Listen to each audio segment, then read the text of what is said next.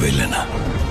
இந்த அத்தனை கேள்வி உங்களுக்குள்ள ஓடிக்கிட்டே இருக்குல்ல, பதில் உங்களுக்குள்ளேயே வச்சுக்கிட்டு என்கிட்ட தேடினா எப்படி? ஏன்னா நீங்க தான் நான். ரெடி?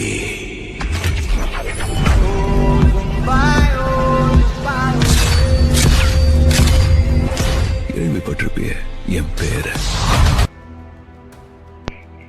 வணக்கம் நண்பர்களே, நான் உங்கள் நாதன். இன்றைக்கி நம்ம அந்த எல்ஜி பற்றின ஒரு வீடியோ போன வீடியோ போட்டிருந்தேன். அதனுடைய தரவுகள் தான் இது.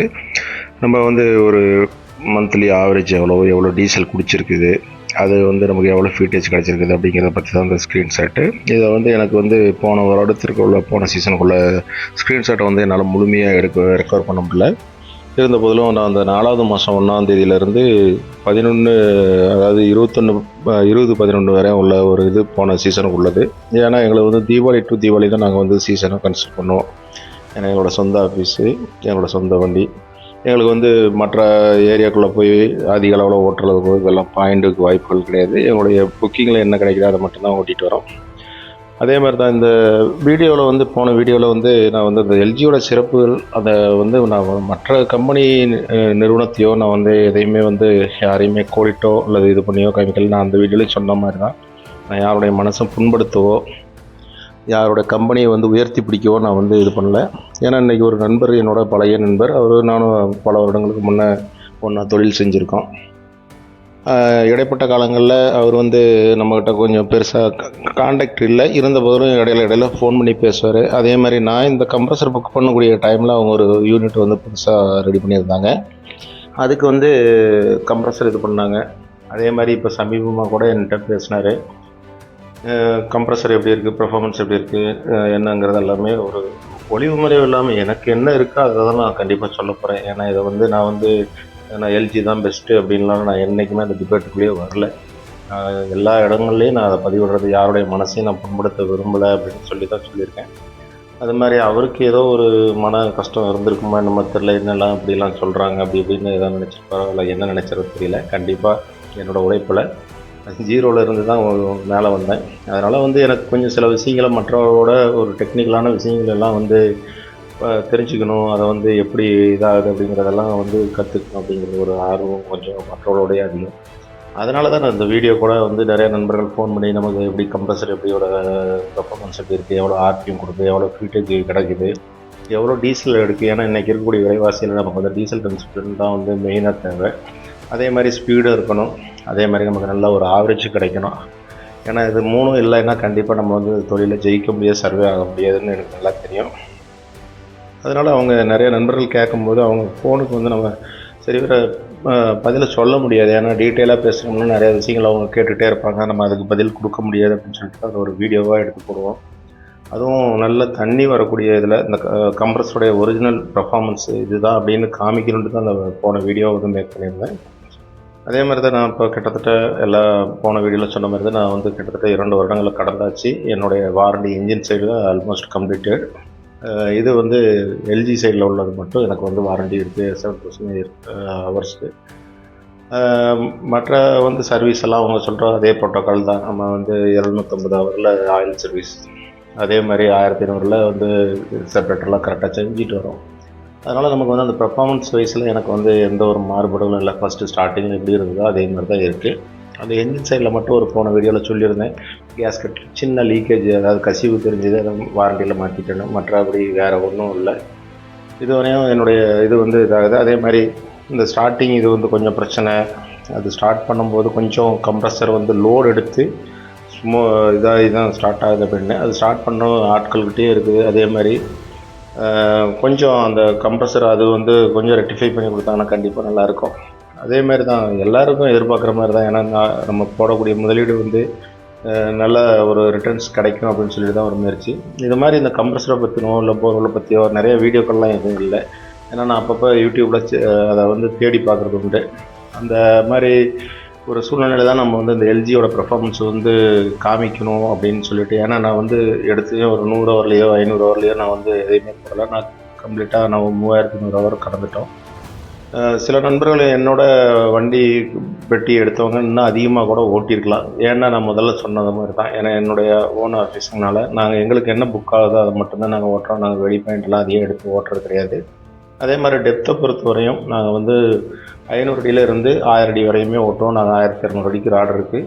அது வந்து 1-2 பாயிண்ட் மட்டும்தான் நமக்கு வந்து 1000 அடி கிராஸ் பண்ணி ஓட்டுன அந்த கம்ப்ரஸர் எடுத்ததுக்கப்புறம் மினிமம் ஒரு 1000 அடி வரை மேக்ஸிமம் ஓட்டிருக்கோம். 800 அடிங்கிறது நார்மலாக போன சீசனில் அந்த ட்ரை சீசனில் வந்து 800 அடி வரை ஆவரேஜாகவே ஓட்டியிருக்கோம். அதனால் வந்து எனக்கு வந்து கண்டிப்பாக அதில் உள்ள சில வித்தியாசங்கள்லாம் கண்டிப்பாக நல்லா தெரியும். அதே மாதிரி இந்த 500 அடிக்குள்ளே ஓட்டும்போது நமக்கு வந்து என்னென்னா, நான் போன யூனிட் யூஸ் பண்ணும்போது அந்த ஹோஸ் வந்து நான் 2 இன்ச் ஹோஸ் போட்டிருந்தேன், டெலிவரி ஹோஸு. அது வந்து எனக்கு வந்து என்னென்னு கேட்டிங்கன்னா, அந்த ஹோஸை வந்து ரோல் பண்ணி வைக்கிறதுல இந்த மாதிரி சில பிரச்சனைகள்லாம் இருந்ததுனால, ஏன்னா நாங்கள் இருக்கக்கூடிய ஏரியாக்குள்ளே கொஞ்சம் டஸ்ட் அதிகம் வரும் ட்ரை சீசனில். அதனால் வந்து கம்ப்ரஸர் கொஞ்சம் தள்ளி நிறுத்தப்பட்டு 60 அடிக்கு உள்ள ஹோஸ் 2வது வந்து மாற்றணும். அந்த ஹோஸ் வந்து 1.5 இன்ச்சில் வாங்கி போட்டோம். அது ஒன்று தான் மாறுபடு. ஆனால் அந்த ட்ரில்லிங்கோடைய பெர்ஃபார்மன்ஸில் அதுக்கு என்ன ஒரு வேரியேஷன் வரும்னா, 2 இன்ச்சு ஹோஸ் போடும்போது நமக்கு வந்து கொஞ்சம் டெப்த் பாயிண்ட் விடும்போது 2 இன்ச்சு ஹோஸ் போட்டுக்கிறது பெஸ்ட்டு. ஏன்னா உங்களுக்கு வந்து அந்த ஏர் சர்க்குலேஷன் கொஞ்சம் ஃப்ரீயாக இருக்கனால டக்குன்னு கொஞ்சம் நமக்கு ப்ளஸ்ஸிங் ஆகும். இதில் வந்து அந்த 1.5 இன்ச் ஹோஸில் கொஞ்சம் ஸ்லோவாக தான் வரும். ஏன்னா நாங்கள் இப்போ ஓட்டிகிட்டு இருக்கக்கூடிய காலகட்டங்கள் வந்து இப்போ நல்லா செழிப்பு அடித்து, அதனால் வந்து நம்ம அதிக டெப்த் ஓட்டலை. இந்த 21/11/2023 அப்புறம் நாங்கள் வந்து அதிகம் டெப்த் ஓட்டலை. ஏன்னா இடையில ஒரு 1 மந்த்து முன்னே தான் வந்து கடுமையான மழை. அதனால் நிறைய பாயிண்ட்டுகளும் ஓட்ட முடியாமல் இப்போ தான் போய் கொஞ்சம் கொஞ்சம் ஸ்டார்ட் ஆகி ஓடிட்டுருக்கு. அதனால் வந்து எங்களுக்கு இப்போ இந்த 1.5 இன்ச் ஹோஸில் தள்ளக்கூடியது அதே அளவுக்கு பெர்ஃபார்மன்ஸ் இருக்குது. மற்றபடி நிறையா இதில் வந்து ப்ளஸ்னும் சொல்லலாம், ஒரு சில மைனஸ் இருக்குது. அதை போன வீடியோவிலே சொல்லியிருந்தேன். அந்த மைனஸை பற்றி ஒரு வீடியோ தனியாகவே பார்க்கலான்றே. அதே மாதிரி இதில் வந்து சில பிரச்சனைகள் நான் போன வீடியோவில் சொன்ன மாதிரி தான். கொஞ்சம் இடம் நெருக்கடி உள்ள கம்ப்ரஸர் வந்து சைஸும் வந்து கொஞ்சம் பெருசாக இருக்குது. அது இடம் பற்றாக்குறை. ஏன்னா மற்ற ஒரு பெட்டி இருந்து அதில் இதை ரீப்ளேஸ் பண்ணும்போது கொஞ்சம் ஆல்ட்ரேஷன் இது பண்ணோம். அந்த இட நெருக்கடி கொஞ்சம் இருக்குது, அவ்வளோதான். மற்றபடி இந்த ஸ்டார்டிங்கில் கொஞ்சம் பிரச்சனை கொடுக்குறது.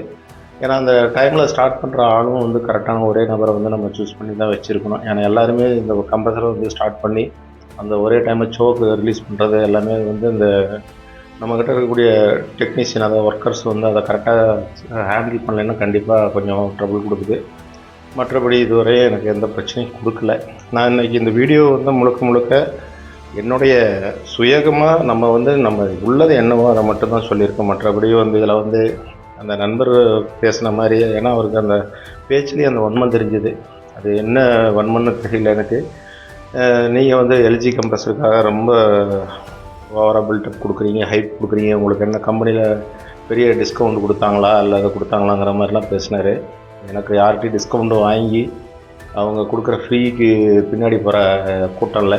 நான் வந்து எனக்கு மாதம் ஒரு நாளைக்கு 20 லிட்ரு கறக்கூடிய ஜெர்சி மாடு வேண்டாம், எனக்கு நாட்டு மாடே போதும்னு நினைக்கிறாள்.